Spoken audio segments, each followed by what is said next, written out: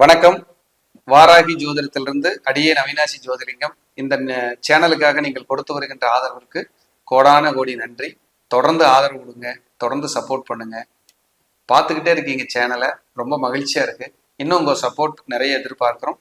அன்னை வாராகியின் ஆசிகள் அனைவருக்கும் கிடைக்கட்டும். இப்போ ஒரு அற்புதமான நட்சத்திரங்களை பற்றி பேசிக்கொண்டிருக்கிறோம். நம்மளுடைய சேனல்ல நட்சத்திரங்கள் எப்படி உங்களுக்கு வாழ்வியலை நிர்ணயிக்கிறது, எப்படி நீங்க அதுல நகர்ந்துகிட்டு இருக்கீங்கிற முழுமையான விளக்கங்களை சுருக்கி வலிமையை பார்த்துக்கிட்டு இருக்கோம் அப்படிங்கிறது தான் இதுல இருக்கிற உண்மை. அப்படி இன்னைக்கு பார்க்க இருக்கிற நட்சத்திரம் திருவோணம். ஒரு நட்சத்திரங்கள்லயே திரு அப்படின்னு நட்சத்திரம் 2 நட்சத்திரத்துக்கு தான் இருக்கும். திருவாதிரை, திருவோணம். திருவாதிரைங்கிறது சிவன் நடராஜர், திருவோணம்ங்கிறது பெருமாள். அப்ப 2 பேர்த்துக்கு தான் அந்த நட்சத்திரத்துக்கு அந்த திருங்கிற பெருமையுடைய நட்சத்திரமாக கருதப்படுது. அப்படிப்பட்ட திருவோணத்தில் பிறந்த ஒரு அற்புதமான அன்பர்களுக்கு இந்த நட்சத்திர பலன்களை நான் சமர்ப்பிக்கிறேன்.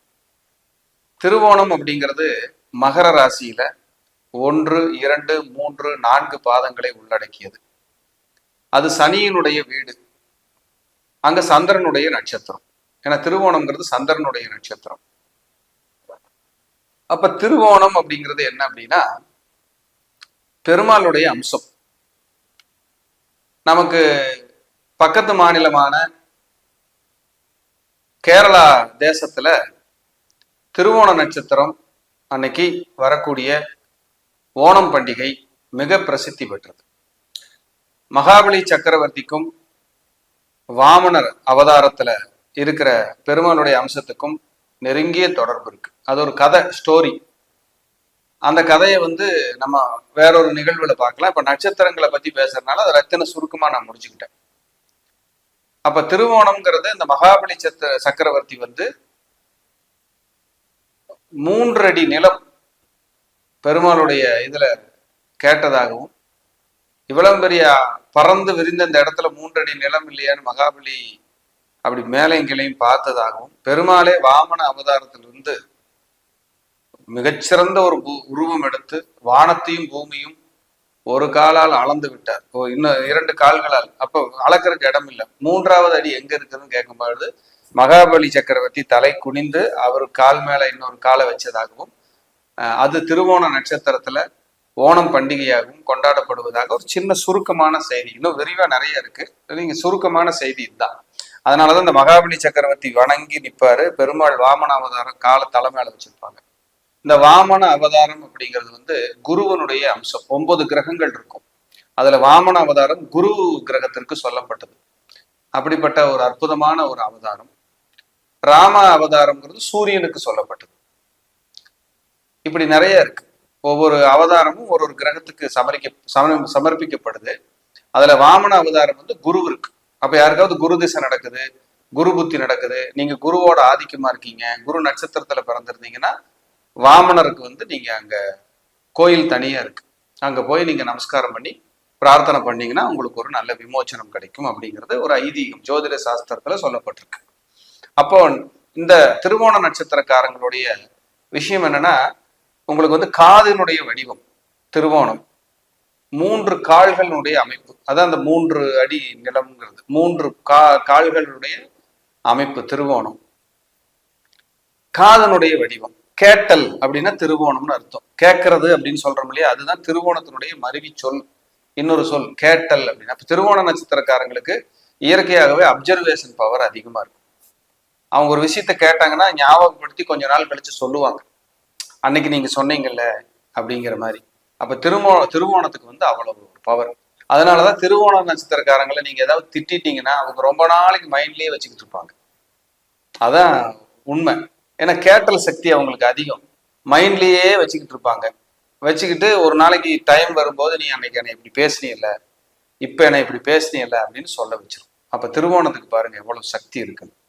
அப்ப திருவோணம் பெருமாளுடைய அந்த அவதார நட்சத்திரம்ங்கிறது ஒரு அற்புதமான விஷயம். பெருமாளுக்கு அர்ப்பணிக்கப்பட்ட ஒரு அற்புதமான நட்சத்திரம் திருவோணம். அங்க செவ்வாய் உச்சமடைகிறாரு, குரு நீசம் அடைகிறாரு. அது சனியோட வீடு. அப்ப யாராவது பாருங்க மகர ராசியில பிறந்தவங்களுக்கு சனி செவ்வாய் இதெல்லாம் பலவீனமா அறிஞ்சது, நீசமாயிருது, வக்ரமாயிருது அப்படின்னா அவங்களுக்கு போராட்டம் அதிகமா இருக்கும், பிரச்சனையா இருக்கும். சனி நல்லா இருக்கு, செவ்வாயும் நல்லா இருக்குன்னா ஒரு காலத்துல இந்த மகரம் திருவோணத்துல பிறந்தவங்க வாழ்க்கையில ஒரு உயரத்துக்கு வருவாங்க அப்படிங்கிறது உண்மை. இவங்க சனியினுடைய ஆதிக்கம், முழுமையான ஆதிக்கம், சனீஸ்வரனுடைய ஆதிக்கம். எப்படி? அவங்க ராசியுடைய அதிபதியே சனீஸ்வரன் தான். அப்ப இவங்க வந்து நீதி, நேர்மை, தர்மம், மனிதாபிமானம் இதுகளுக்கு கட்டுப்பட்டவங்க. இந்த திருவோணத்துல பிறந்தவங்களுக்கு குரு நீசம் அடைகிற ராசி மகரம். அப்ப திருவோணத்துல பிறந்தவங்களுக்கு பாருங்க, குரு அப்படிங்கிறது என்னன்னா பொருளாதாரம், குழந்தை, பணம். அப்ப இந்த விஷயங்களால உங்களுக்கு ஒரு மன உளைச்சல் கண்டிப்பா வரும். ஏதோ ஒரு ரூபத்துல ஒரு மன நிம்மதி கெடுறது, மன உளைச்சல் வர்றது. இப்ப 7.5 சனியால பாதிக்கப்பட்டதுல மகர ராசி திருவோண நட்சத்திரக்காரங்க அதிகம். நிறைய போராட்டம். மகரத்துல வந்து உத்திராடம், திருவோணம், அவிட்டம் இருந்தால் கூட இந்த திருவோணத்தால் பாதிக்கப்பட்ட திருவோண நட்சத்திரக்காரங்க 7.5 பாதிக்கப்பட்டவங்க ரொம்ப பயங்கர டஃப்பா இருக்கும் அப்படிங்கிறதா உண்மை. இவங்களுக்கு இயற்கையாகவே பிடிவாதம், முன்கோபம், ஸ்ட்ரெயிட் ஃபார்வேர்டு. இவங்களை ஒண்ணு சொல்லிட்டீங்கன்னா இவங்களால தாங்க முடியாது. அதே மாதிரி உழைக்க தயங்க மாட்டாங்க. வேலை சொன்னீங்கன்னா செஞ்சுக்கிட்டே இருப்பாங்க. எந்த வேலை வேணாலும் சொல்லுங்க, செஞ்சுக்கிட்டே இருப்பாங்க. இவங்களுக்கு வந்து தன்னை அலங்காரம் பண்ணிக்கிறது, மேக்கப் பண்றது ரொம்ப பிரியமா இருக்கும், பிடிக்கும். ஆனா அதுக்கு நேரம் இருக்காது. அப்படி மேக்கப் பண்ணாங்கன்னா இவங்க அவ்வளவு அழகா இருப்பாங்க. ஆணாக இருந்தாலும் பெண்ணாக இருந்தாலும் திருவோணத்துக்கு வந்து அவ்வளவு பவர் இருக்கு. அதே போல திருவோணம்ங்கிறது வந்து அங்க செவ்வாய் உச்சமடைறதுனால இவங்களுக்கு எப்படியாவது லைஃப்ல ஒரு இடம், நிலம், வீடு, வாகனம், ஏதாவது ஒரு இந்த வாகனாதி யோகங்கள், வீட்டு யோகங்கள் கிடைச்சிடும். இவங்களுக்கு இந்த பிடிவாதம், முன்கோபத்தினால நிறைய உறவுகளையும் நண்பர்களையும் இழக்க நேரிடும். அப்ப அதுல நீங்க அவங்க கவனமா இருக்கணும். திருவோண நட்சத்திரக்காரர் அது காலச்சக்கரத்துக்கு 10வது நட்சத்திரம். 10வது நட்சத்திரம் இல்ல, 10வது ராசி மகரம். காலச்சக்கரத்துக்கு 10வது ராசி. அது வந்து தொழில் ராசி.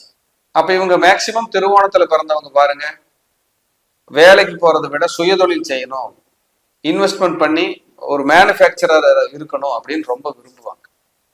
நீங்க ஒருத்தருக்கு ஏதாவது சொல்லி கொடுக்கணும்னு ஆசைப்படுறீங்க, ஒருத்தர் வந்து புரிஞ்சுக்கணும்னு ஆசைப்படுறீங்கன்னா நீங்க திருவோண நட்சத்திரத்தன்னைக்கு அந்த விஷயங்களை சொல்லி கொடுக்க ஆரம்பிச்சீங்கன்னா உங்களுக்கு அப்சர்வேஷன் பவர் அதிகரிச்சிடும். சொன்னா கேட்பாங்க. சார் நான் சொன்னா கேட்பாங்களா? அதுக்கு ஒரு டேட் குறிச்சு கொடுங்க, நான் சொன்னா ஒருத்தங்க கேட்கணும் அப்படின்னா நீங்க திருவோண நட்சத்திரத்தை பிக்ஸ் பண்ணி அந்த டயத்துல போய் அவங்க கேட்டாங்கன்னா நிச்சயமா அதை பலிக்கும். அப்படி ஒரு அற்புதமான ஒரு நட்சத்திரம் திருவோண நட்சத்திரம். இவங்களுக்கு தான் அந்த திருவோண நட்சத்திரக்காரங்க வீடு கட்டுறாங்க, ஒரு தோட்டம் வச்சிருக்காங்க, காடு வச்சிருக்காங்கன்னா அந்த ஒரு அடி பிரச்சனை வரும். பக்கத்து வீடு பிரச்சனை, ஒரு அடி பிரச்சனை, 2 அடி 3 அடி பிரச்சனை, நில பிரச்சனை, சின்ன சின்ன பக்கத்து வீடு தகராறுகள் சிம்பிளா எட்டி பார்க்கும் இந்த திருவோணத்துல பிறந்தவங்களுக்கு. அதெல்லாம் அட்ஜஸ்ட் பண்ணி கரெக்டா பக்கத்து வீடு கூட அனுசரிச்சு போய்கிட்டாங்கன்னா ரொம்ப விசேஷம். இல்லைன்னா ஏதாவது தேவையில்லாம உங்களுக்கு அந்த தலைவலிகள் வரும், தேவையில்லாத போராட்டங்கள் வரும் அப்படிங்கிறது ஒண்ணு. தன்னுடைய குழந்தை மேல தீவிர அன்போட பற்றோடு இருக்கிற நட்சத்திரத்துல திருவோணமும் ஒண்ணு. குழந்தையை விட்டுவே கொடுக்காது. குழந்தைக்காக எல்லாத்தையும் தியாகம் பண்ண தயாரா இருக்கு அப்படின்னா ஒரு நட்சத்திரம் அது திருவோணம் தான். அப்படிப்பட்ட ஒரு வில் பவர் நட்சத்திரம் திருவோணம். சூப்பரா வேலை செய்யுங்க. திருவோணத்துக்கு வந்து அவ்வளவு பவருங்க. சாதாரண நட்சத்திரம் இல்லைங்க திருவோணம், ரொம்ப பிரமாதமான நட்சத்திரங்க. அந்த பெருமாளுடைய நட்சத்திரம் இல்லையா திருவோணம், அதுக்கு எவ்வளவு பவர் இருக்கும். குறிப்பா கும்பகோணத்துல திருநாகேஸ்வரம்ங்கிற ஊர்ல ராகு கோயில் இருக்கும் எல்லாருமே. அதுக்கு பக்கத்துல ஒரு 1/4 கிலோமீட்டர் டிஃபரெண்ட்லயே ஒப்பிலியப்பர்னு ஒரு கோயில் இருக்கும், பெருமாளுடைய கோயில்.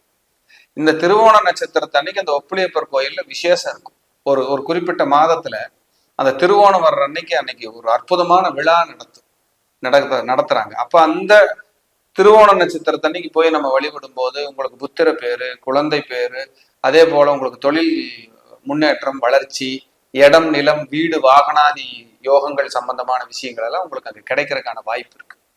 நீங்க திருவோணத்துல சப்போஸ் பிறந்திருந்தா நீங்க திருப்பதி வேங்கடவனையோ ஒப்பிலியப்பரையோ வழிபாடு பண்றது ஒரு விதத்துல உங்களுக்கு ஒரு நன்மை சேர்க்கின்ற ஒரு விஷயமாக கருதப்படுது.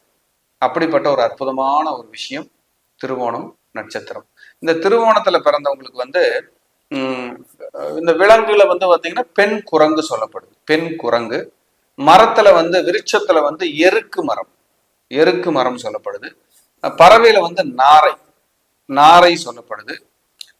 அன்னப்பறவையும் சொல்லப்படுது. இவங்களுக்கான பரிகார கோவில் அப்படின்னு வந்து பாத்தீங்கன்னா வேலூர் மாவட்டம் திருப்பார்கடல் அப்படிங்கிற ஊர்ல இருக்கிற பிரசன்ன வெங்கடேச பெருமாள் அப்படிங்கிற ஒரு ஆலயம். இந்த கோயிலுக்கு உங்க ஜென்ம நட்சத்திரத்தன்னைக்கு நீங்க போயிட்டு வந்தீங்கன்னா உங்களுக்கு பிடிச்சிருக்கிற கர்ம வினைகள், தோஷங்கள், போராட்டங்கள், தொந்தரவுகள், கடன், நோய், வழக்கு, எதிரி, பகை, நிப்ப உங்களுக்கு எதெல்லாம் நமக்கு வேணாம்பான்னு நினைக்கிற தோஷங்கள் இருக்கோ அதெல்லாம் விலக்கி கொண்டு நல்ல வாழ்க்கை வாழக்கூடிய ஒரு அமைப்பில் திருவோண நட்சத்திர அன்பர்கள் இந்த பிரசன்ன வெங்கடேச பெருமாளை போய் வழிபடணும். வேலூர் மாவட்டத்துல திருப்பார்கடல் ஊர் பேரே இருக்கு பாருங்க, எப்பேற்பட்ட ஊர் பாருங்க. திருப்பார்கடல்ங்கிற இடத்துல இந்த கோயில் இருக்கு. நீங்க கூகுள் பண்ணீங்கன்னா உங்களுக்கு வரும். நீங்க போய் வழிபாடு பண்ணும்போது உங்களுக்கு நிச்சயமாக ஒரு மனநிறைவு, ஒரு வளர்ச்சி 100% இருக்கும். அப்படின்னா அதுல எந்த மாற்றுக்கிறதுக்கு இடமே இல்லை. திருவோண நட்சத்திரத்தன்னைக்கு உங்களுக்கு அருகில் இருக்கக்கூடிய ஏதேனும் ஒரு பெருமாளுடைய ஆலயத்துக்கு போயிட்டு வந்தா கூட உங்களுக்கு சிறப்பா இருக்கும். திருவோணம் அப்படிங்கிறது ரொம்ப ரொம்ப ஒரு பவர்ஃபுல் நட்சத்திரம்.